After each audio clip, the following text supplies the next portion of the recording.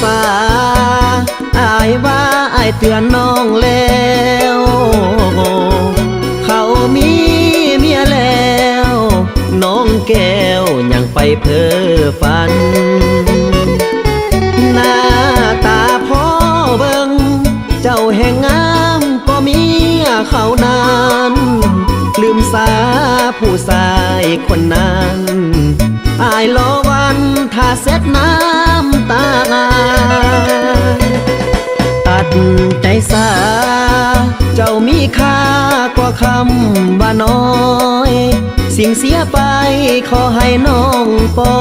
ยเศร้าเป็นน้อยได้แล้วการดาให้เมียใหญ่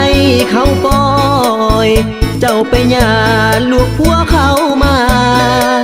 ศีลธรรมหีดของเก่ามาหูบ่น้องลาว่าพิษแห้งสำได้ญาติผัวเขาเจ้ายังว่าเจ้าถือบ่นาบัดว่าผู้บ่าวข้างเป็นหยังคือบ่ถือใจผู้บ่าวโสดเบาลอคืออายเจ้าบ่อยากอยู่ไกลแต่อายยังคอยสำใบตัดอกตัดใจให้ห่างเขาโลดลาอายยังขาอยู่เด้ออย่าเพ้อลายน้ำผัวคนอื่นหยุดที่เจ้า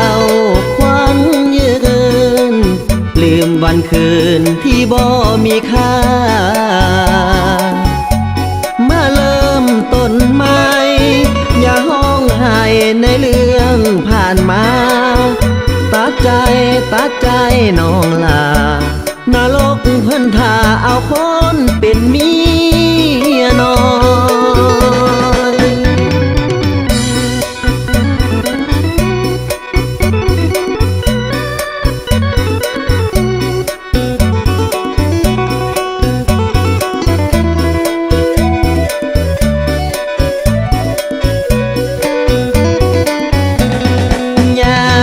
ผัวเขา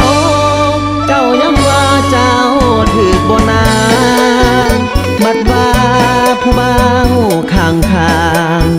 เป็นหยังคือบ่ถือใจผู้บ่าวโสดเบาลอคืออายเจ้าบ่อยากอยู่ไกลแต่อายยังคอยสำใบตัดอกตัดใจให้ห่างเขาโลดลาอายยังขาอยู่เด้ออย่าเพ้อลายน้ำผัวคนอื่นหยุดที่เจ้าควันยืนลืมวันคืนที่บ่มีค่ามาเริ่มต้นใหม่อย่าห้องไห้ในเรื่องผ่านมาตัดใจน้องลานรกเพิ่นท่าเอาคนเป็นเมียน้อย